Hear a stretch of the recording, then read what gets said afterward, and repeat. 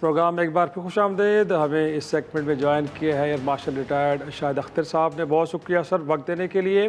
Sir, इस मशरक़ वस्ती की जंग को हम अब थोड़ा सा दिफाई एंगल से भी देखने की कोशिश कर रहे हैं। एक तो सर ये बताइएगा कि सफारतकारी अगरचे बड़ी भरपूर तरीके से हो रही है, लेकिन अभी तक हमें कुछ इसकी कामयाबी के इम्कानात नज़र नहीं आ रहे। अगर ये सफारतकारी नाकाम होती है तो जो मुस्तकबिल का मंजरनामा है वो आपको क्या बनता हुआ नज़र आ रहा है सर? जी, शुक्रिया इनवाइट करने का।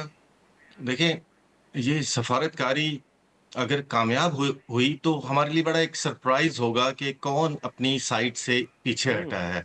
So that will be a real surprise, और ऐसा सरप्राइज़ हो भी सकता है और लग रहा है हो भी जाए। लेकिन चांसेस जो हैं, जो पोज़ीशंस हैं इस वक़्त, उसके हिसाब से लग रहा है कि शायद मुज़ाकरात का फिर एक और दौर कहीं आए, बिकॉज़ इसमें तो मुश्किल लग रहा है कि चीज़ें इन पोज़ीशन से सो लेट्स से अगर नहीं होता, तो ईरान के पास क्या ऑप्शन है? एक तो लोग ये भी स्पेकुलेट कर रहे हैं कि ये जो वक़्फ़ा दिया गया है, इसमें वो देख रहे हैं कि ईरान अपने जित हद तक मिसाइल और इन ड्रोन्स को ख़त्म कर दे, तो फिर उसके ऊपर एक नए तरीके से दोबारा स्टार्ट की जाए इस वॉर को, जिसमें ईरान कमज़ोर हो चुका हो। तो ईरान भी इस चीज़ को जानता है। मुज़ाकरात नाकाम हुए और अगर आगे कुछ नज़र ना आ रहा हुआ, तो ईरान के पास सिर्फ़ 2 हल रह जाते हैं। एक ये कि वो देखेगा कि ये वॉर ऑफ एट्रिशन में, जिसमें उसकी स्टील मिल्स को भी उड़ा दिया गया है, तो इज़राइल का प्लान ये लग रहा है कि इनका इंडस्ट्रियल कैपेसिटी को भी खत्म कर दिया जाए, ताकि ईरान फिर कभी ना मिलिट्री इक्विपमेंट बना सके दहाइयों तक, और ना अदरवाइज़ दूसरी डेवलपमेंट हो। सो ईरान भी ये सब कुछ देख रहा है। तो ज़ाहिर है कि उसकी लीडरशिप ये देख रही है कि अगर इस वॉर ऑफ एट्रिशन में होते-होते हमारे मिसाइल, हमारे ड्रोन्स खत्म हो गए, तो फिर हम कहाँ जाएँगे? सो इसका मतलब है कि जब उनके पास एक ख़ास हद तक ज़ख़ीरा रह जाएगा, तो उनके पास 2 ऑप्शन होंगी। एक ऑप्शन जो खतरनाक ऑप्शन है, वो ये कि वो फिर वो कह रहे हैं ना कि ईरान कहता है कि अगर मैं ना जीता तो मैं किसी को नहीं जीतने दूँगा, तो फिर वो बाकी एनर्जी इंफ्रास्ट्रक्चर्स अराउंड उसको वो तबाह करे। अब ये ऑप्शन मेरे ख़्याल में ओह! रशिया और चाइना इसको ना अडॉप्ट करने दें। Second option which is more doable, वो ये है कि वो लेट्स से 10% या 15% मार्क कर ले, जिसमें एनर्जी के दोनों सोर्सेज़ हों, it could be water also, और सही, उनको तबाह करके ये सही। पैगाम दे कि जी this is what will come next, will be all destruction, so let's decide about this war. मुझे तो फिर अगर नेगोशिएशन ही होती, तो ईरान के लिए यही 2 ऑप्शंस नज़र आ रही हैं।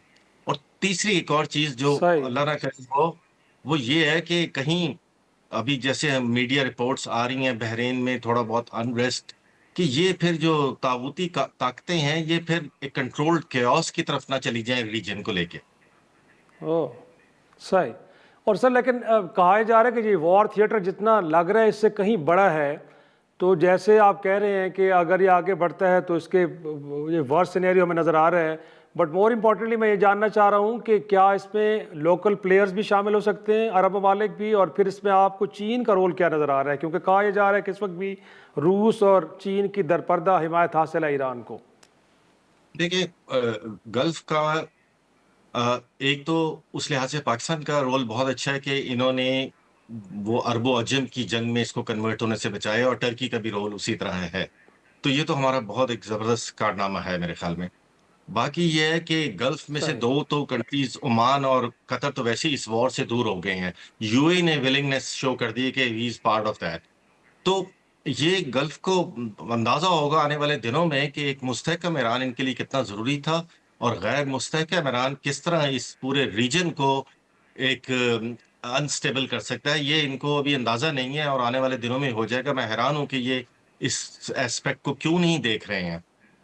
दूसरी चीज़ आई जनाब चाइना सही। का रोल। चाइना इस वक़्त तो एक बहुत ही ज़्यादा हेक्टिक किस्म की डिप्लोमैटिक एक्टिविटी में है, जिसमें वो पाकिस्तान, ईरान के अलावा, वज़ीर ख़ारिजा के अलावा, उसने बाकी वज़ीर ख़ारिजा को भी एंगेज किया हुआ है, बिकॉज़ चाइना के लिए जो उसकी इंडस्ट्रियल ग्रोथ के लिए प्रेडिक्टेबिलिटी और स्टेबिलिटी है, वो बड़ी ज़रूरी है कि ऑयल फ्लो जो है वो प्रेडिक्टेबल तरीके से चलते रहें।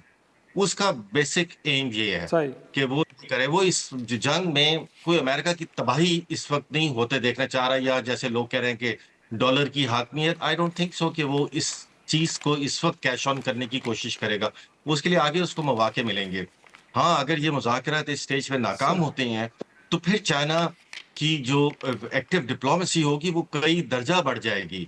ना सिर्फ ये कि वो यूएन को, मल्टीलेटरल फोरम्स को और अमेरिका और गल्फ और ईरान को दोबारा स्ट्रेटेजिक डायलॉग की तरफ लेके आएगा, बल्कि रशिया को अपने साथ मिला के एक और असर्टिव रोल अदा करेगा। प्लस उसकी जो लीवरेजेस हैं ईरान के साथ, उनको यूज करेगा।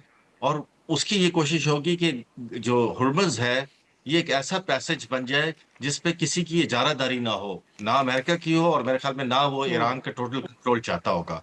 वो चाहेगा कि एक किसी मैकेनिज्म के तहत और कभी ये डिस्टर्ब ना हो। और क्या जी। लगता है सर, इस जंग के बाद मशरक़ वस्ता के जियो स्ट्रेटेजिक डायनामिक्स बदलेंगे? गोया कि वो अरब ममालिक के जो अमरीकी असला ख़रीद रहे से बरसा बरस से, जिन्होंने वहाँ पे फ़ौजी अड्डे बनाए, बट आज वनरेबल हैं, गोया कि उनको बचाने वाला कोई नहीं है, तो सिक्योरिटी अरेंजमेंट्स को नई होती हुई नज़र आ रही है, जिसका मुतालबा खैर अब ईरान भी कर रहा है कि यहाँ से वाइंड अप होना चाहिए अमरीकी अड्डों को। तो ये सोच अरब ममालिक में भी कहीं आएगी अब कि नहीं आएगी सर? देखें, इस सोच का, और अगर अरब और गल्फ के ममालिक में, उनके अवाम में अगर ये सोच आती है, जो पहले भी होगी, उससे कोई फ़र्क नहीं पड़ता। फ़र्क ये पड़ता है कि हुक्मरान क्या सोचते हैं। अब मेरी ज़ाती राय ये है कि हुक्मरान जो है, वो अमेरिका की सिक्योरिटी अम्ब्रेला से अभी भी निकलने को तैयार नहीं होंगे। इसलिए कि उनके सारे वेपन सिस्टम, हर चीज़ जो है, वो वेस्टर्न है और मोस्टली अमेरिकन है। तो आप इन चीज़ों को दिहाइयों में चेंज कर पाते हैं, आप एकदम नहीं कर पाते कि जी मैं अब चाइना का इक्विपमेंट सारा मेरे पास आ जाएगा। सो इसलिए उनके ऊपर ऑपरेशनल कंपल्शन भी है, बिसाइड के उनका जी भी नहीं चाहेगा। लेकिन जो हमने अमेरिका की ह्यूमिलिएशन देखी है इस वॉर में, जिस तरह वो अपने बेसेस से निकल के होटलों में शिफ्ट हो रहे हैं, जैसे इराक में उनको कहा गया कि आप यहाँ से चले जाएँ, और वो टेम्परेरी अपना ट्रांसफॉर्मेशन कर रहे हैं जॉर्डन में, ये आज तक नहीं देखी गई थी। इससे अमेरिका का जो एक इमेज है इस वेस्ट एशिया में, इसको ऐसा धचका लगा है कि जो अब कभी भी रिकवर नहीं हो सकता। प्लस जो इज़राइल की इनविंसिबिलिटी समझी जाती थी, वो भी ब्रेक हो गई है। तो ये एक बहुत ही ज़्यादा शेप करेंगे इस रीजन की आने वाली डायनामिक्स को, कि जैसे पहले लोग अब्राहम एकॉर्ड की तरफ जा रहे थे, इज़राइल का रोब और दबदबा था और अपने आप को उससे बचाने की कोशिश कर रहे थे, अब शायद ये सूरत-ए-हाल नहीं होगी। और लास्टली सर, इनफैक्ट आज ट्रम्प साहब ने ये भी कहा कि ईरान के बाद अब क्यूबा उनका अगला टारगेट है। तो ये जो सर ताकत का बेदरेग इस्तेमाल, without any approval, without any legitimacy, ये जो नया नॉर्मल है सर, ये कहीं ऐसा तो नहीं है कि दुनिया को एक और आलमी जंग की तरफ धकेल रहा है? मेरा नहीं ख्याल, वो इसलिए कि जो अमेरिका को मेरे ख्याल में एक सबसे बड़ा झटका मिला है आफ्टर वियतनाम वॉर, जो पहले कभी नहीं हुआ था, कि नाटो ने इसमें आने से इनकार कर दिया और यूरोपियन जो इनके पार्टनर्स हैं, वो भी इस वॉर के अंदर नहीं आ रहे हैं और इसकी खुला-खुलम बहुत सारे फोरम्स में मुखालिफत कर रहे हैं। ये आज तक नहीं हुआ है। मेरे ख्याल में अमेरिका के लिए जो सबसे बड़ा झटका है ना, मोर देन कि उसको अरब कंट्रीज़ कहें कि भई थैंक यू वेरी मच, वो ये वाला है कि वो इस सपोर्ट से हट गया है। अब चूँकि उसके पास ये वाली ब्रॉड सपोर्ट नहीं है, तो इसलिए मैं इसको किसी आलमी जंग में उस तरह कन्वर्ट होता हुआ नहीं देख रहा हूँ, कि जिसमें एक प्रॉपर साइड्स ली जाएँगी, बिकॉज़ चाइना और रशिया तो कभी भी एक प्रॉपर साइड नहीं लेंगे ना मिलिटरीली। वो इसको और बेसिस की बेस पे डिप्लोमैटिक सपोर्ट, अंदरूनी खाना चाहे वो सपोर्ट कर रहे हों। तो चूँकि वर्ल्ड पावर जो है सिग्निफिकेंट, वो साइड्स लेने को तैयार नहीं है, ना यूरोपियन यूनियन साइड लेने को तैयार है, ना चाइना और रशिया साइड लेने को तैयार है, तो इसलिए ये वॉर उस सेंस में एक्सपैंड नहीं होगी। जी, बहुत शुक्रिया। आप हमसे गुफ्तगू कर रहे थे एयर रिटायर्ड अख्तर साहब, बड़ी तफसील से बता रहे थे कि इस जंग को लेके मुस्तकबिल का मंजरनामा क्या बन रहा है। अब हम सफारती कोशिशें कि जो पाकिस्तान, तुर्किया और मिस्र की जानिब से बड़े एक्सटेंसिवली आगे बढ़ रही हैं, लेकिन अभी तक उनके खातिर ख़्वाह नताइज देखने को नहीं मिले। ये कोशिशें कितनी मुअस्सर हैं और क्या दोनों फ़रीक बल्कि तीनों फ़रीक इस जंग के किसी एक नुक्ते पे मुत्तफ़िक हो पाएंगे कि नहीं, और अगर ऐसा नहीं होता तो फिर मुस्तकबिल का मंजरनामा क्या बनता है। एक छोटा सा ब्रेक के बाद सफारतकारी के मैदान में मारूफ नाम है इमरान अली साहब, साबिक़ सफारतकार हैं, उनसे गुफ्तगू करते हैं।